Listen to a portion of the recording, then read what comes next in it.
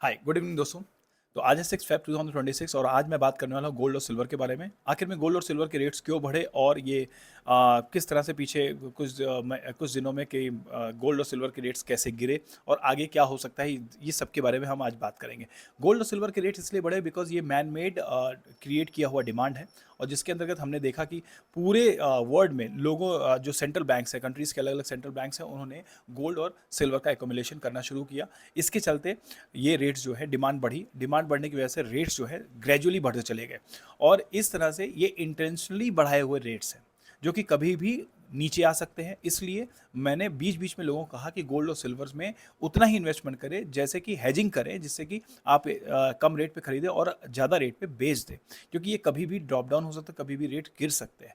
तो एक तो मैंने ये चीज़ कहा था। दूसरी चीज़ ये है कि आखिर में ड्रॉप डाउन हुआ क्यों। अभी पिछले कुछ दिनों में देखा आपने कि सिल्वर के रेट्स जो है 37% तक के रेट्स डाउन हुए। ऐसे ही गोल्ड के भी रेट्स डाउन हुए। आखिर में रेट्स डाउन क्यों हुए, इसका रीज़न ये है कि पिछले कई महीनों से जो है गोल्ड के रेट और सिल्वर के रेट बहुत तेजी से उठते जा रहे थे बिकॉज ऑफ वॉर सिचुएशन देखते हुए। फिर सडन क्या हुआ कि लोगों ने एक समय पे आने के बाद में ये सोचना शुरू करी। बहुत सिंपल से मैं लैंग्वेज में बता रहा हूँ कि लोगों ने एक समय पे आने के बाद में एक जो रेट्स, जहाँ पे सिल्वर का रेट 4 लाख के करीब पहुँच गया और फिर जो गोल्ड का रेट है 1,80,000 1,70,000 तक पहुँच गया। तो वहाँ पर लोगों ने ये भी समझना शुरू किया कि ये सही समय है कि अगर हम लोग इसमें प्रॉफिट बुक कर लेते। प्रॉफिट बुक करने का मतलब सेल शुरू कर देते। अभी तक परचेज कर रहे थे, डिमांड बढ़ रही थी, सप्लाई कम थी, रेट्स बढ़ रहे थे, तब तक इन लोगों ने परचेजिंग किया। और जब इनको ऐसा लगा कि रेट्स, अब डिमांड बहुत ज़्यादा बढ़ गई है, तो उस डिमांड के एक लेवल पे आने के बाद में लोगों ने सेल करना शुरू किया, जिसे कहते हैं प्रॉफिट बुकिंग।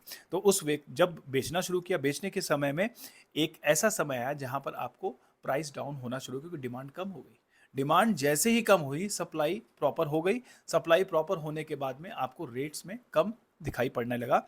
रेट्स, अगर आप एमसीएक्स के रेट्स को देखते हैं चांदी के, और मार्केट में जाके आप रेट पता करेंगे तो काफ़ी डिफरेंस आपको दिखाई पड़ेगा।